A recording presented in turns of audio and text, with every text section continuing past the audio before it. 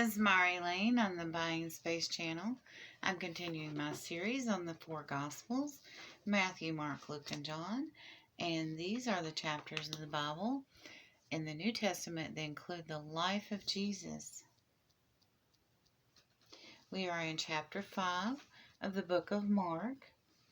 Jesus heals a demon-possessed man. So they arrived at the other side of the lake, in the region of the Gerasenes. When Jesus climbed out of the boat, a man possessed by an evil spirit came out from a cemetery to meet him. This man lived among the burial caves and could no longer be restrained, even with a chain. Whenever he was put into chains and shackles, as he often was, he snapped the chains from his wrist and smashed the shackles. No one was strong enough to subdue him. Day and night he wandered among the burial caves and in the hills, howling and cutting himself with sharp stones. When Jesus was still some distance away, the man saw him, ran to meet him, and bowed low before him. With a shriek, he screamed, "Why are you interfering with me, Jesus, Son of the Most High God? In the name of God, I beg you, don't torture me." For Jesus had already said to the spirit, "Come out of this man, you evil spirit." Then Jesus demanded, "What is your name?" And he replied, "My name is Legion, because there are many of us inside this man." Then the evil spirits begged him again and again not to send them to some distant place. There happened to be a large herd of pigs feeding on the hillside nearby. "Send us into those pigs," the spirits begged. "Let us enter them." So Jesus gave them permission. The evil spirits came out of the man and entered the pigs, and the entire herd of about 2,000 pigs plunged down the steep hillside into the lake and drowned in the water. The herdsmen fled to a nearby town and the surrounding countryside, spreading the news as they ran. People rushed out to see what had happened. A crowd soon gathered around Jesus, and they saw the man who had been possessed by the legion of demons. He was sitting there, fully clothed and perfectly sane, and they were all afraid. Then those who had seen what happened told the others about the demon-possessed man and the pigs. The crowd began pleading with Jesus to go away and leave them alone. As Jesus was getting into the boat, the man who had been demon-possessed begged to go with him. But Jesus said, "No, go home to your family and tell them everything the Lord has done for you and how merciful He has been." So the man started off to visit 10 towns of the region and began to proclaim the great things Jesus had done for him. And everyone was amazed at what they'd been told.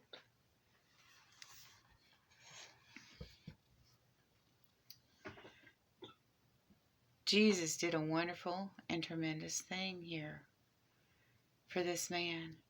And that man spread the gospel of Jesus as a result. But also,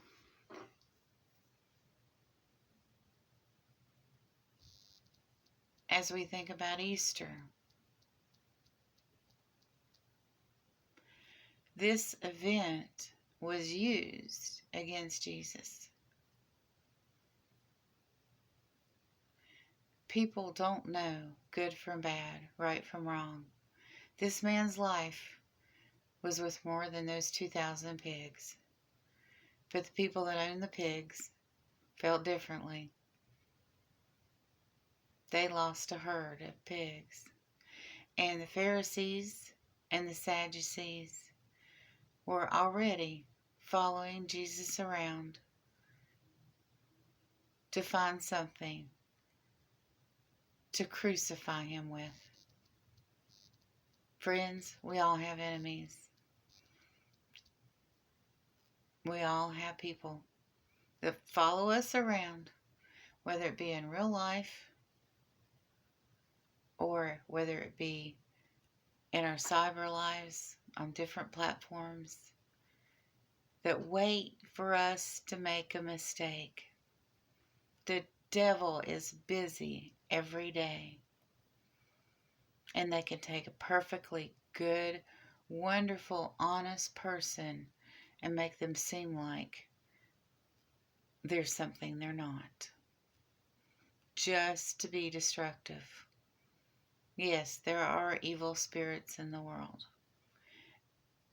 The devil sometimes even uses good church people to hinder people from doing the work that they should be doing or the worship they should be doing,